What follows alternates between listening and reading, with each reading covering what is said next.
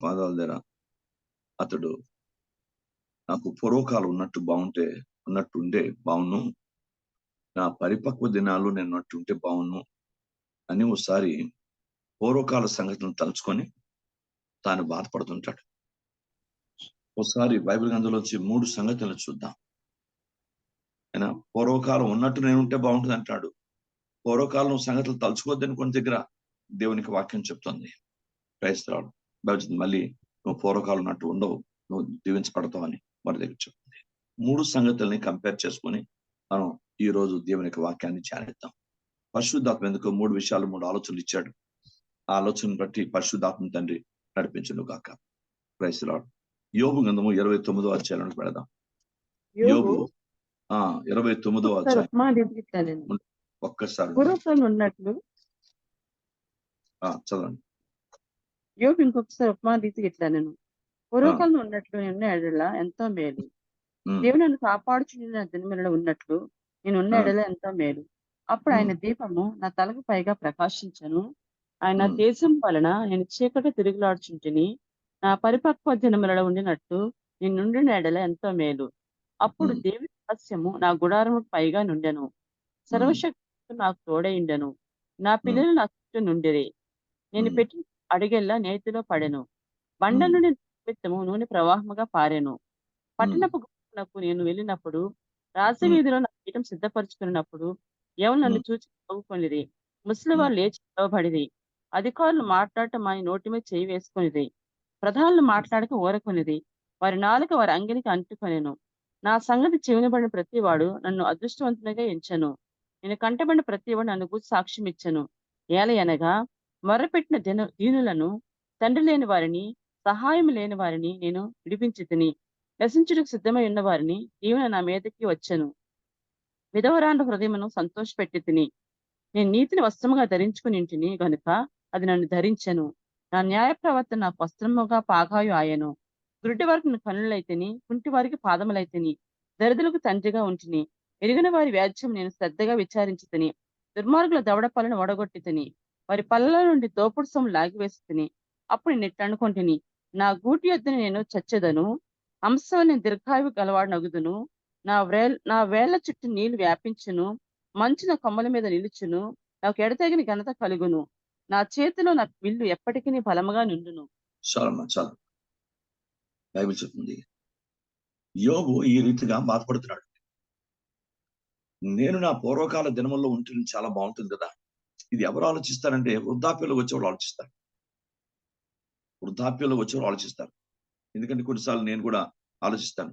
రోజుకి 5 కూడికలు జరిగించిన దినాలు, చాలా దినాలు రోజుకి 5 కూడికలు, ఎండనక రాత్రి అనక పగలనక అస్సలు ఆరోగ్యం లెక్క చేసేవాడిని కాదు. ఎన్ని మొత్తం ఎవరైనా అడిగినా వాళ్ళని కాదనకుండా వాళ్ళకి వెళ్ళి వాక్యం చెప్పి వాళ్ళ కుటుంబాల్లో ఆయన అలాగూ దేవుని కార్యానికి ఎక్కువగా ప్రయాసపడ్డాను. ప్రభు మహాకృప చేత బైబిల్ అని చెప్తుంటే ఇలాగా ఎవరు కొంచెం పెద్దవాళ్ళు ఆలోచిస్తారు. ఇంకా ఎవరు ఆలోచిస్తారంటే కొన్నిసార్లు ఆత్మీయ జీవితంలో కొన్నిసార్లు బలహీనమైపోతున్న వాళ్ళు, అయ్యో నేను మళ్ళీ మన ప్రార్థనలో ఉంటే బావును, ఎక్కువ ఆత్మీయంగా వాక్యం చదువుకుంటే బావును, నేను కొంచెం చాలా డిలా అయిపోయాను, దాని కొంచెం నా ఆత్మీయ స్థితి కొంచెం తగ్గిపోయింది అన్న వాళ్ళు కూడా కొంచెం బాధపడతారు. అయినా ఇలాగా బైబిల్ గ్రంథంలో ఒకసారి మన పూర్వస్థితిని మనం జ్ఞాపకం చేసుకుందాం. దేవుని స్తోత్రం. ప్రతి ఒక్కరు యోబు తన జీవితాన్ని పూర్వస్థితితో ఉపమాన చెప్తున్నాడు. నేను ఈ విధంగా ఉండేవాడిని, ఇలా ఉన్నాను, నేను కుంటి వారికి పాదాలైన, గుడ్డి వారికి కళ్ళయ్యాను, ఇలా నేను నశించిన వారి గురించి కూడా నేను ఎంతో దైవికంగా ఉండేవాడిని, ఇలా దైవికత నా జీవితం ఉండేది.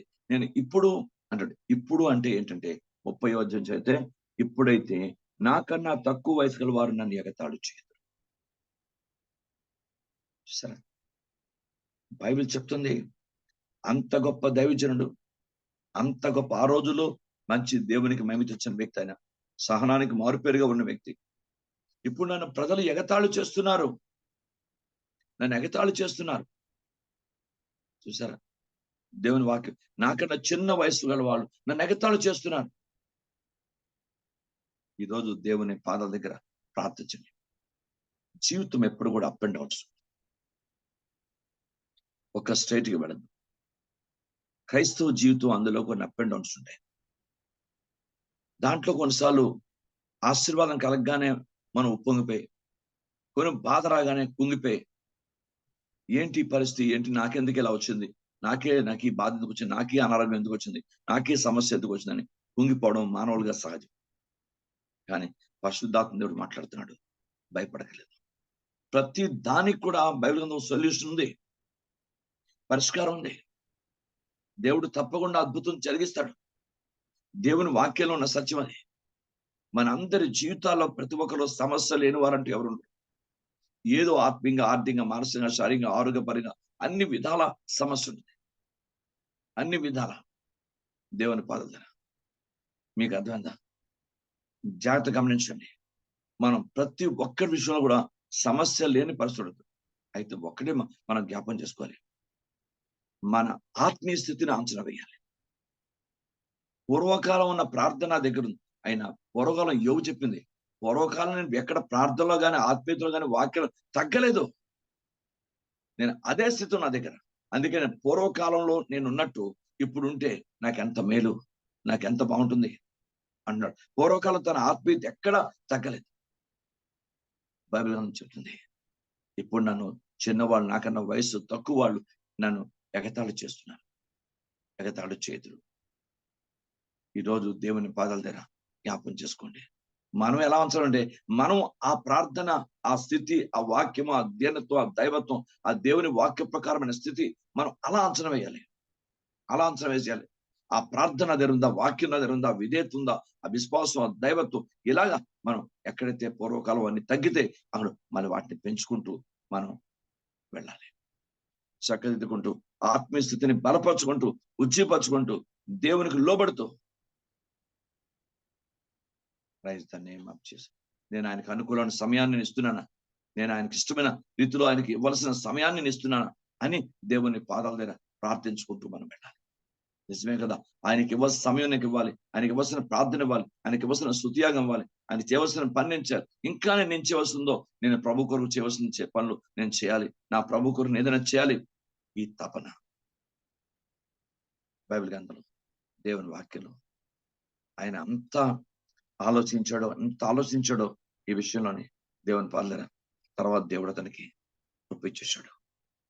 Praise the lord. తన కష్టానికి, తన జీవితానికి, తన ఫలితాన్ని దేవుడిచ్చాడు. బైబిల్ గ్రంథం ఉంది, అతని లేఖన ప్రకారము కన్నీరు కార్చి దేవుని పాదాల పశ్చాత్తపడ్డాడు. అయ్యో, ఎంత గొప్ప దేవుడు నాకు, ఇప్పుడు నీ కార్యాన్ని నేను చూస్తున్నానయ్యా, నిన్ను కన్నులారా నేను చూస్తున్నాను తండ్రి. ఆయన కార్యం చేసినప్పుడు, ఆయన అద్భుతం చేసినప్పుడు, ఆయన ఇప్పుడు నేను కన్నులారా నేను చూస్తున్నాను తండ్రి, నీ కన్నుల, నా కన్నులారా నేను చూస్తున్నాను తండ్రి అంటున్నాడు యోబు గ్రంథం 42వ అధ్యాయం. ఎన్ని సమస్యలు ఆయనకున్నాయి, ఆయనకున్న బాధలు ఉన్నాయి. లేదా ఇంకా పూర్వకాలం స్థిరం ఉంటే బాగును అన్న బాధ ఉందానికి. కానీ దేవుడు ఒక్కడు గుర్తుపెట్టుకోండి, నీతిమంతుల్ని దేవుడు ఇప్పుడు విడిచిపెట్టు. ఒకవేళ అక్కడ ఎక్కడ తప్పైనా వెంటనే బలపరిచి, బుద్ధిపరిచి, నీతిమంతులు పట్టుకొని సేమ్ రూట్ లో మళ్ళీ దైవికంగా వాళ్ళు నడిపించి ఉజ్జీపరిచేస్తాడు. నీతిమంతుల్ని తప్పుకునేవాడు, నీతిమంతుల్ని భిక్షపెత్తుకునేవాడు, నీతిమంతుల పిల్లలను కూడా దేవుడు భిక్షపెత్తుకునేవాడు. ఏ పరిస్థితి కూడా. మనం ఒకటే గుర్తుపెట్టుకుందాం, మనకు ఆధారం బైబిల్. ప్రపంచం, పరిస్థితులు, లోకం కాదు మనకి. మనం దేవుని వాక్యం బట్టి, దేవుని పాదాల దగ్గర నేను మీరు కూడా జ్ఞాపం చేసుకున్నాం. తండ్రి, నన్ను కరుణించు నాయన, నన్ను కనికరించు, ఇగో అద్భుతం జరిగించి మీ నామాన్ని నేను మళ్ళీ నేను పూర్వకాలం దైవికమైనటువంటి నా పరిపక్వ దినములు, అంటే నా యవన దినంలో ఆ దైవిక పరిపక్వ దినంలో ఉంటే నాకు ఎంత మేలు కదా అంటాడు. నిజమే, ఇప్పుడు నాకు ఆ పూర్వకాలం బలం రమ్మంటే వస్తుందా? ఆ పూర్వకాలం శక్తి, రోజుకి 5 కూడికలు నడిపించే శక్తి ఇప్పుడు మళ్ళీ కావాలంటే వస్తుందా? అంత ఎవరు మళ్ళీ వస్తుందా? కనుక దేవుని బిడ్డ, నాకు మీకు అందరికీ అవసరం. బైబిల్ చెప్తుంది, మనం ఒక్కటే దేవుని ప్రార్థన చేయాలి. తండ్రి, ఈ పరిస్థితుల్లో నన్ను కృప చూపి కనికరించి, ఎవ్వరు మనం కుంగిన బలహీన అయ్యో అని చాలా ప్రతి కుటుంబానికి మనం కొంచెం ఇలాంటి విషయంలో మనం ఆలోచించాలి. ఏదైనా కొన్ని పరిస్థితులు వచ్చినప్పుడు నేను మళ్ళీ పూర్వకాలం దినంలో మొట్టమొదట ఆ దినంలో ఉంటే నేను బాగును అనుకుంటాం. నిజమేది, కరెక్ట్. యోబు అలాగే అనుకున్నాడు. కానీ దేవుని వాక్యం చెప్తుంది, దేవుడు తనని విడిచిపెట్టలేదు, అద్భుతం చేశాడు, ఆశ్చర్యకారం చేశాడు, మళ్ళీ తన జీవితంలో దేవుని మహిమకర కార్యాలు చేశాడు. దేవుడు సిగ్గురొందలేదు యోబుని. కనుక తప్పకుండా బైబిల్ అని చెప్తుంది, దావీదు గుడారాన్ని మళ్ళీ లేవనెత్తని చెప్పాడు దేవుడు, మళ్ళీ లేవనెత్తాడు. దేవుని స్తోత్రం.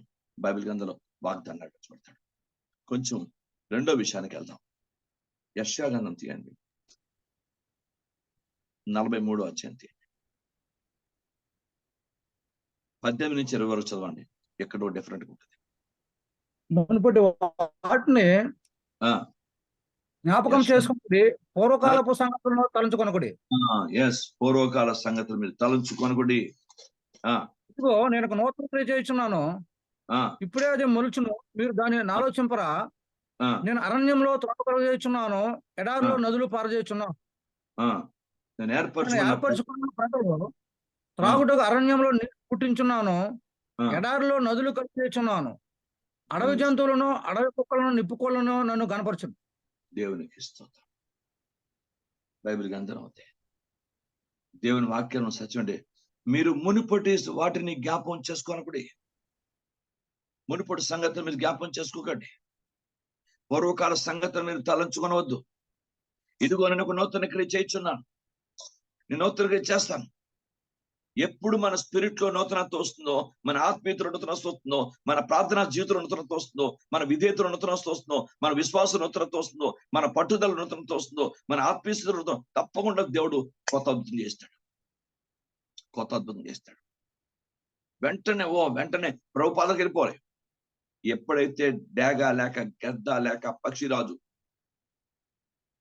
యొక్క తనకి బలము ఉడిగింది అనుకుంటుందో, వెంటనే పర్వతాల మీద ఎత్తైన స్థలం వెళ్ళిపోయి తన ముక్కుతో తన సమస్తమైనటువంటి నోటితోని ఈ యొక్క మొత్తం అంతా ఆ తల ఈకలన్నీ కూడా పీకేసుకుంటారు.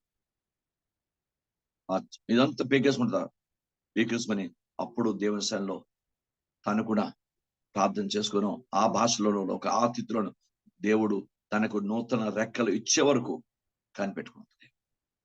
క్రైస్తవుడు బైబిల్ గ్రంథంలో దేవుని వాక్యం చెప్తుంది. ఎందుకంటే క్రైస్తవ జీవితంలో దినాలు యుద్ధ దినాలని యోబు గ్రంథంలోని యోబు భక్తుడు రాస్తాడు. అన్ని దినాలు ఒలా ఉండవు. యుద్ధ దినాలు, అనారోగ్యమే కావచ్చు, ఆర్థికంగా కావచ్చు, సమస్యలే కావచ్చు, శోధనే కావచ్చు, బాధలే కావచ్చు, అవమానాలే కావచ్చు, నిందలే కావచ్చు, యుద్ధ దినాలు. క్రైస్తవ జీవితం యుద్ధ దినాలు. నాకు ఒకరు అలాగే అయితే నా యుద్ధ దినముల్లో నేను కనిపెట్టుకుని ఉంటాంటాడు యోబు. యోబు గ్రంథంలో 14వ అధ్యాయంలో 14వ వచనం మాట్లాడుతుంది. 14వ అధ్యాయం 14వ వచనం. మిగతా యోబు గ్రంథంలో యోబు బైబిల్ ఉంది కనుక అలా అయితే నేను ఆ దినాలు కాచిపెట్టుకుంటాను. నేను తప్పకుండా కాచుకొని ఉంటాను, కనిపెట్టుకుని ఉంటాను అంటాడు భక్తుడు. కనుక మీరు మునుపటి వాటిని జ్ఞాపకం చేసుకోకండి. నేను ఎడారిలో త్రోవను నదులు ప్రవాహం చేస్తాను, అరణ్యంలో త్రోవను కలుగు చేస్తాను. ఎందుకంటే బైబిల్ గ్రంథంలో నేను ఏర్పరచుకున్న ప్రజలు తాగుటకు అరణ్యములో నీళ్లు పుట్టించున్నాను. దేవునికి స్తోత్రం. భూమి ఆకాశాలను సృజించిన దేవుడు నీళ్లు నేను పుట్టిస్తాను. దేవుని స్తోత్రం. కార్యాలను పుట్టిస్తాను, నేను అద్భుతాలు పుట్టిస్తాను, ఆశ్చర్యకార్యాలను పుట్టిస్తాను. మీకు తగిన విధంగా మీ జీవితంలో అద్భుతం జరిగే కార్యాన్ని నేను సృష్టిస్తాను మీ కొరకు. దేవుని స్తోత్రం కలుగును గాక. బైబిల్ గ్రంథం చెప్తుంది. ఇంతక్కడ వేరే ఏం లేదో, మనం సమస్య వచ్చినప్పుడు, బాధ వచ్చినప్పుడు ఆయన పాదాల దగ్గర పడిపోవడమే. ఆయన పాదాలను పడిపోవడం, మిగతా పనులన్నీ పక్కన పెట్టుకోవడమే. ఆయన పాదాలను పడిపోవడం. తండ్రి నాకు సాయం చేయి, ఆశ్చర్యకరమైన దేవుడు, అద్భుతాలు చేసే దేవుడు, నీకు అసాధ్యం అంటూ లేదు, నన్ను కరుణించు. దుష్టుడు నా మీద ఏ ప్రణాళికలు వేసావు ఆ ప్రణాళికను లైమ్ చేసి, ఆ ఆలోచన లైమ్ చేసి, నీ ఆలోచన నీ చిత్తం నా పడిన వచ్చి నీకు మహిమకర సాక్ష్యం నిలబెట్టినైనా కరుణించమని దేవుని పాదాలు ప్రార్థన చేసి వెంటనే ప్రభు పాదాలకు వెళ్ళిపోవాలి. ఎవరైనా సంఘంలో ప్రతి ఒక్కరు కూడా, అది బలహీనత కావచ్చు, అనారోగ్యమే కావచ్చు, ఆర్థిక సమస్యలు కావచ్చు, కుటుంబ సమస్యలు కావచ్చు, ఏమైనా సరే ఆయన పాదాల దగ్గర వెళ్ళిపోవడమే. అన్ని పనులు పక్కన పెట్టేయాలి. ఇంకా ఆయన పాదాల దగ్గర కనిపెట్టడం, దేవుని పాదాలు జయంగా పెట్టుకోవాలి.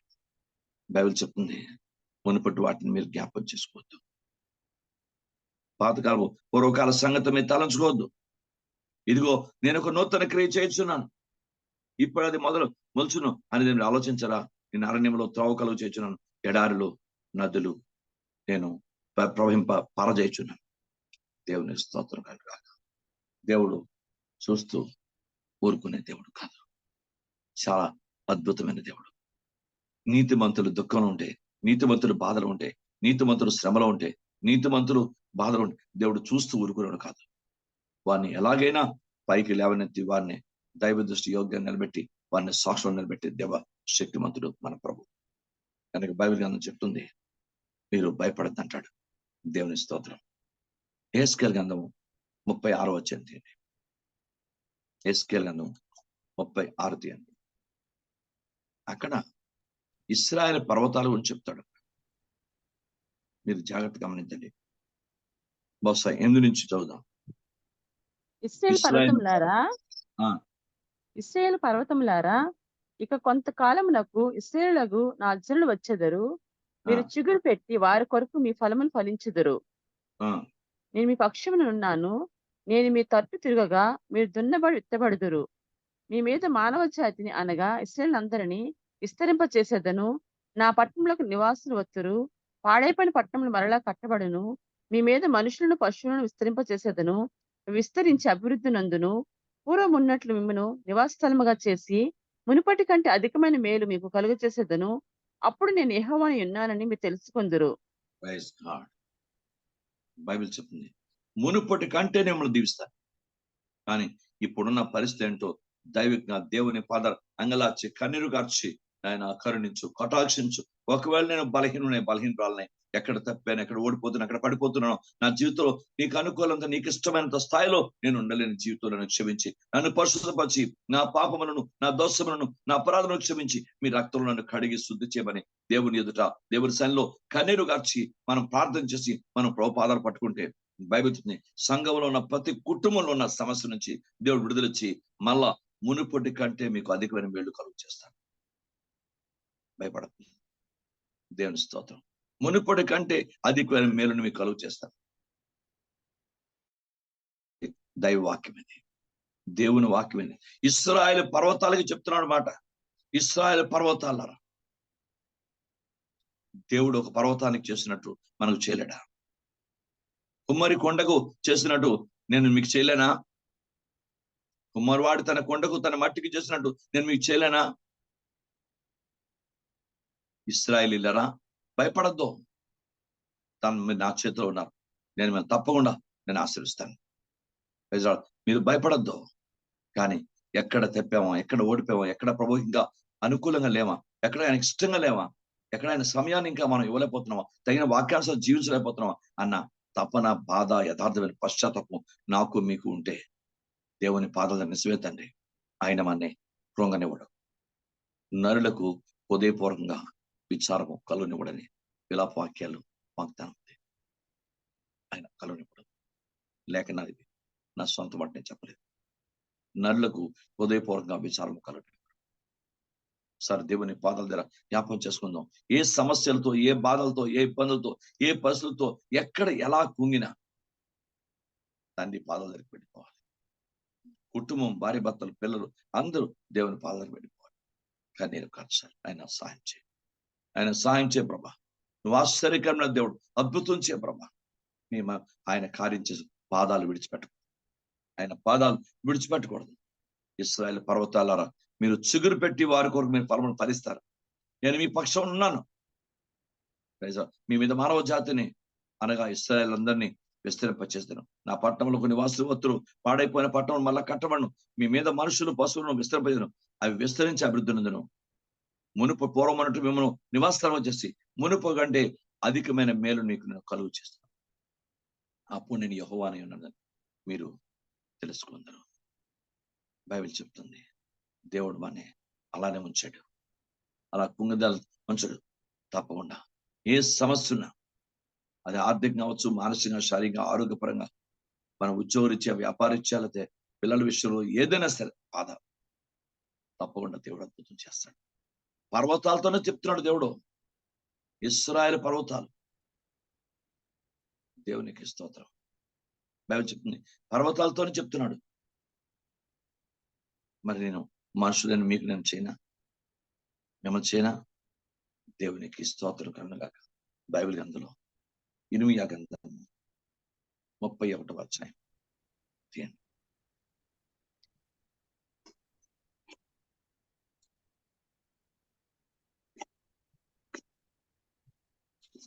ఇర్మీయా 31వ అధ్యాయం 3వ వచనం చదవండి. 31వ అధ్యాయం 3వ వచనం నుంచి. చాలా కాలం కిందట యెహోవా నాకు ప్రత్యక్షమై ఇట్లనెను, శాశ్వతమైన ప్రేమతో నేను ప్రేమించినాను కనుక నీవొకని ఎడల కృప చూపుచున్నాను. ఇశ్రాయేలు కన్యక, నీవు కట్టబడినట్లు నేను ఇక మీదట నిన్ను కట్టింతును. నీవు మరలా తంబురులను వాయింతువు, సంభ్రమపడు వారి నాట్యంలో కలిసదు. నీవు సోమ్రోను కొండల మీద ద్రాక్షవల్లులను మరలా నాటెదవు, నాటువారు వాటి ఫలములను అనుభవించెదరు. Praise God. చాలండి. ఇశ్రాయేలు కన్యక దైవ ప్రజలను ఉద్దేశించి మాట్లాడుతున్నాడు. నువ్వు భయపడద్దు. ప్రైజ్ రావడం చాలా కాలం కింద యెహోవాకు నాకు ప్రశస్తమై చెప్పాడు కదా, యెహోవా శాశ్వతమైన ప్రేమతో నన్ను ప్రేమిస్తున్నాను కనుక విడవకని ఎళ్ళకు చెప్తున్నాను. బైబిల్ చెప్తుంది, నువ్వు కట్టబడినట్లు నేను ఇక మీదట నిన్ను కట్టించిన. నువ్వు మరల తమ్ములను వాయింతూ సమరపడి వారి నాట్యంలో కలుస్తూ, నువ్వు సోమ్రోను కొండల మీద ద్రాక్షవల్లును మరల నాటు వాటి ఫలములను అనుభవించదు. దేవుని స్తోత్రం. నువ్వు మరలా దైవ దృష్టి యోగ్యమైన సంతోషాన్ని పొందుకుంటావు.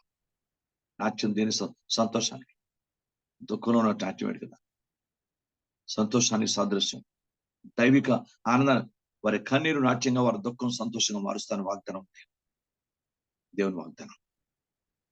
కనుక దేవుని పాదాల దగ్గర దేవుడు వాడిని విడిచిపెట్టడు.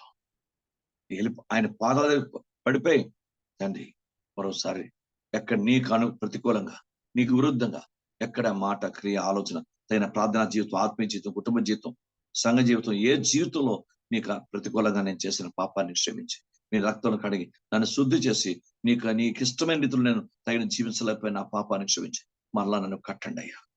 మళ్ళా ఆత్మీయ స్థితిలో నన్ను కట్టండి అయ్యా. మళ్ళా వాక్యాంశాలు నన్ను కట్టండి అయ్యా. ఆర్థిక స్థితిలో నన్ను అభివృద్ధి పరచండి. ఆత్మీయ స్థితిలో, ఇక ప్రార్థనా జీవితంలో, కుటుంబ జీవితంలో, దైవిక విషయంలో నన్ను అభివృద్ధి పరచండి, ఆశీర్వించండి. ప్రభువా నన్ను ఎడబాయకండి, విడవకండి అని తండ్రి పాదాల దగ్గరికి వెళ్ళిపోవాలి. Praise the name of Jesus. దేవుని గ్రంథంలోంచి మీకు అద్భుతమైన సంగతి నేను చాలాసార్లు చెప్పాను, మళ్ళా జ్ఞాపకం చేస్తాను. ఇర్మియా 24వ అధ్యాయం చెప్తాడు, దేవుడు బబులోను చెరకు మిమ్మల్ని ఎందుకు పంపించానంటే యూదులతో చెప్తాడు, మీ మేలు కొరకే. క్రైస్తవుడు కొన్ని సంఘటనలు, కొన్ని సందర్భాలు దేవుని పాదాల దగ్గర మనని మెరుగుపట్టనిస్తాయి. పాత బంగారాన్ని అగ్గిల్లో వేస్తాడు కంసరపడు. అయ్యేంటి బంగారం ఎంత కొనుక్కుని బంగారం అగ్గిల్లో వేస్తున్నాడంటే అనుకోవడం లేదు. అది అగ్గిల్లో పడితేనే మెరుగుపడుతుంది. అగ్గిల్లో పడకపోతే దాని నలుపు, దాని కెలం, దానికున్న ఆ మాచిపోయిన పరిస్థితి, ఆ అరిగిపోయిన పరిస్థితి అలాగే ఉంటుంది. అది ఎప్పుడైతే ఆ అగ్గిల్లో వేస్తాడో కంసాలవాడు, ఆ అగ్ని చేత కంసాలవాని అగ్ని అతన్ని చాలా మెరుగుపట్టిస్తుంది. ఆ బంగారం మెరుగుపట్టినప్పుడు దానికి పూర్వవైభవం వచ్చేస్తుంది. మళ్ళీ కొత్తది కొన్నారా అన్నట్టు దాని పూర్వవైభవం వచ్చేస్తుంది. సేమ్ కొన్నిసార్లు కొన్ని విషయాలు, కొన్ని పరిస్థితులు, కొన్ని బాధలు మనని బాధ పెట్టాలని, మన ఏదో కుంగదీయాలని, మనని చంపేయాలని, మనకు అవమానం తేవాలని కాదు. క్రైస్తవుడు బైబిల్ గాని చెప్తుంది, మిమ్మల్ని ఎందుకు నేను బబులోని చెర పంపించానంటే మీ మేలు కొరకే. ఒక్కడు పరిపక్వమైన అంజూరు పండ్లు లక్ష్య పెట్టినట్టు నేను లక్ష్య పెడతాను. మీరు భయపడతాం. దేవునికి స్తోత్రం. నేను మీ మేలు కొరకే మిమ్మల్ని పంపిస్తున్నాను. అనగా కొన్ని సంగతులు, కొన్ని విషయాలు మన మేలు కొరకే. దాన్ని మనకి కీడు రాదు. దేవుని పాదాల దగ్గర మనం వెంటనే ఆయన పాదాల దగ్గర వెళ్ళిపోవాలి. కుటుంబం, భార్య, భర్త అనే పిల్లల పాదాల దగ్గర వెళ్ళిపోవాలి. పశ్చాత్తపడాలి. తండ్రి సహాయం చేయండి. మీరు ఆశించదగ్గ సమయం నేను మీకు ఇవ్వలేదు. మీరు ఆశించదగ్గ రీతిలో నేను ఉండలేదు. మీరు ఆశించినంత ఆత్మీయంగా నా జీవితం లేదు. నన్ను క్షమించండి.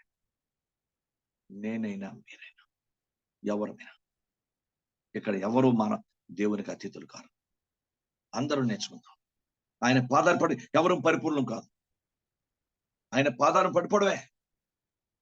దేవుడు మళ్ళీ లేవనెత్తి బలపరిచి ఉజ్జీపరిచి మన కుటుంబాల్లో ఎక్కడ లోటుపాట్లు, ఆ పరిస్థితులను మనకు తీసివేసి మళ్ళా మన హృదయం నిండా సంతోషాన్ని కలుగ చేసే దేవుడు ప్రభువారు యేసయ్య. దేవుని స్తోత్రం. తండ్రి. అందుకే మునుపటి సంగతులు జ్ఞాపకం చేసుకుంటాడు అని ఒక దగ్గర చెప్పాడు. యోబు అంటాడు, మునుపటి సంగతుల్ని జ్ఞాపకం చేసుకుంటే బాగుంది, ఎందుకంటే మునుపట్లా ఉంటే నేను బాగున్నాను, ఆ పరిపక్వ దినాల్లో ఉన్నట్టు నిన్నప్పుడు నేను ఎలా మొదట్లో ఉన్నా ఆ రీతిలో ఉంటే నాకు బాగున్నాను, ఇప్పుడు వద్దు, నేను నన్ను ఎగతాళి చేస్తారు. సరే, బైబిల్ గ్రంథంలో ఒకరు కోరుకుంది నేను మునుపట్లా ఉంటే బాగుంటే, అంత ఆత్మీయంగా ఉండేవాడు కనుక అలా కోరుకున్నాడు. మరొకలా బైబిల్ గ్రంథం ఉంది, మీ పాత మీ అపజయాలను, మీ పరిస్థితులు, మీ కష్టాలను తలుచుకొని మీరు ఇవ్వద్దు, నేను మళ్ళా మీకు ఎడారిలో నీరు ప్రారంభం చేస్తాను, అరణ్యంలో త్రోవను మీకు కలుగు చేస్తాను అని ఇశ్రాయేలు పర్వతాలతో చెప్పాడు దేవునికి వాక్యంలో. భయపడకండి, మునుపటి కంటే మీకు అధిక మేలు కలుగు చేస్తాను. ఎందుకంటే ఇవన్నీ మన మేలు కొరకు, మనం ఆత్మీయ స్థితిలో దైవికంగా మాట్లాడడం కొరకు. నిజమే ప్రభా, యథార్థంగా చెప్పాలంటే చాలా విషయాలు ఆయనకి ఇవ్వాల్సినంత సమయం మనం, ఆయనకి చేయవలసినంత ప్రార్థన మనం చెయ్యం, ఆయనకి జాగ్రత్తగా దేవుని వాక్య ప్రకారం ఉండవలసినంత స్థితిలో ఆత్మ మనం మంచివారం, నేను కాదన్న, నీతిమంతులు కాదన్న, కానీ ఆయనకి ఇష్టపడినంత స్థాయిలో మనం కొనసాగ ఉండం, ఆయన ఆశించదగ్గ స్థాయిలో మనం ఉండం, మన స్థితిని బట్టి మనం వెళ్ళిపోతుంటాం. ఆయన ఆశించదగిన స్థాయి ఆయనకి కావాలి. మన విషయం కాదు, మన ఆలోచన కాదు, మనది కాదు. ఆయన నన్ను ఇలా కోరుకోండి, నేను కూడా ఉన్నాను అనుకోండి, నేను ఆయనకి ఆశించేంత సేవని ఇంకా చేయలేకపోతున్నాను, ఇంకా ఆయన ఆశించేంత స్థితికి నేను ఇంకా వెళ్ళలేకపోతున్నాను. దేవుని దగ్గర ఎప్పుడు నొప్పుకుంటాను, మీరు ఆశించినంత సేవ నేను చేయలేకపోతున్నాను, నన్ను క్షమించింది. పాదాల దగ్గరికి వెళ్ళిపోవడమే, క్షమించండి ఆయన, మీ రక్తంలో కడగండి, మరోసారి నన్ను లేవనెత్తండి, పరిశుద్ధపరచండి, అద్భుతం చేయండి. అన్ని విషయాలు కూడా దేవుడు కార్యం చేస్తాడు. దేవుడు బైబిల్ అని చెప్తే, మాలో నువ్వు తంబురు వాయిస్తావు, నాట్యం ఆడతావు, సంతోషంగా ఉంటావు, భయపడవసరం లేదు. దేవునికి స్తోత్రం. ప్రార్థన చేసుకుందాం. అన్ని కుటుంబాల్లో కూడా సమస్యలు ఉన్నాయి. ఏ కుటుంబం చూసినా క్రైస్తవుడు ఎక్కడో దగ్గర ఏదో సమస్య, ఏదో బాధ, ఏదో కృంగుదల. అందరికీ, నాకు మాకు కూడా, మనందరికీ మాతో పరిశుద్ధాత్మ దేవుడు మాట్లాడుతున్నాడు. దేవునికి స్తోత్రం. ప్రభుకి మహిమ. దేవుడు ఆశ్చర్యకరుడు, ప్రభుకి అసాధ్యం అంటూ లేదు. Praise the Lord. తండ్రి, అందరం ఒకసారి ఆయన పాదాల దగ్గరికి వెళ్ళిపోదాం. ఒక్కసారి, తండ్రి నన్ను క్షమించు. నిజమే, ఒకవేళ మీరు ఆశించదగినంత ప్రేమ, పరిశుద్ధ, అభిషేకము, వాక్యం, విధేయత, విశ్వాసము, నమ్మకత్వం, తగినంత ప్రార్థనా జీవితం, తగినంత ఆత్మీయత, తగినంత దైవ దృష్టికి యోగ్యమైన స్థితి నా దగ్గర ఒకవేళ లేదు తండ్రి, నన్ను క్షమించు. మరోసారి మీ రక్తం కడగండి. అందరూ, సంఘం అందరూ, ఉద్యమంకి వచ్చిన వాళ్ళందరూ, కనీసం 10 మంది ఉన్న 15 మంది, తండ్రి పాదాలు, తండ్రి క్షమించండి. మరోసారి మీ కనికరంతో మీరు ఆశించిన స్థాయిలో నేను లేని ప్రభా, నన్ను క్షమించు. మీ రక్తంలో కడగండి, నన్ను కడగండి, నన్ను శుద్ధి చేయండి. కనికరించు తండ్రి, కనికరించండి ప్రభా. ఎస్, అందరూ దేవుని సన్నిధిలో ప్రభు పాదాల దగ్గర ప్రార్థించుకోండి. నాయనా, మీరు ఆశించినంత ప్రార్థన, ఆత్మీయత, విధేయత, విశ్వాసం నా దగ్గర లేదు, నన్ను క్షమించండి. నన్ను మీ రక్తంలో కడగండి. తగినంత స్థితి నా దగ్గర లేదు, మీ పాదాల దగ్గర నన్ను క్షమించు. నన్ను యోగ్యపరచండి. నా అంతరంగంలో శుద్ధ హృదయం కలుగు చేయండి.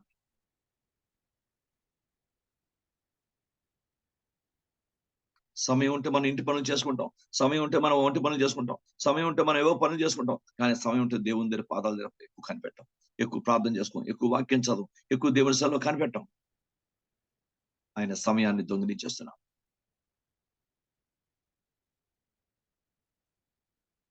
క్షమించండి, క్షమించండి. ఆయన అన్నాడు, ఎడబాయడు వాక్యం, అది వాగ్దానం, ఆయనే చెప్పాడు, నేను మిమ్మల్ని విడువను, ఎడబాయడు. తండ్రి దగ్గర ప్రతి ఒక్కరు కూడా పాదాలను పడిపోదాం. ఆయన పాదాల దగ్గర పడిపోవడమే. కనికరించు తండ్రి, కనికరించండి తండ్రి, అద్భుతం చేయండి. నాలో ఉన్న వాక్యానికి విరుద్ధమైన ఈ అతిశయమైన అతిశయండి, నీ కాయస్కర మార్గములు, పనిక్రాంతికలు, చేదైన వేరులు, పురుషుని పిండిని ఏదైనా నీకు విరుద్ధమైనది నా నుండి తీసివేయండి. అయ్యా వరుస నీ పాదాల దగ్గర నన్ను కరుణించి నీకు అనుకూలమైన స్థితిని, నీకు ఇష్టమైన జీవితంలో జీవించటకు నన్ను మరలా నాకున్న సమస్యలు, పరిస్థితుల నుంచి విడిపించి నన్ను ఆశీర్వదించండి ఆయన. ఆశీర్వదించండి, కనికరించండి. అందరం దేవుని సన్నిధిలోనే ప్రతి ఒక్కరూ ప్రభా కనికరించండి. ప్రభు ఆత్మతో ప్రేరేపించబడండి.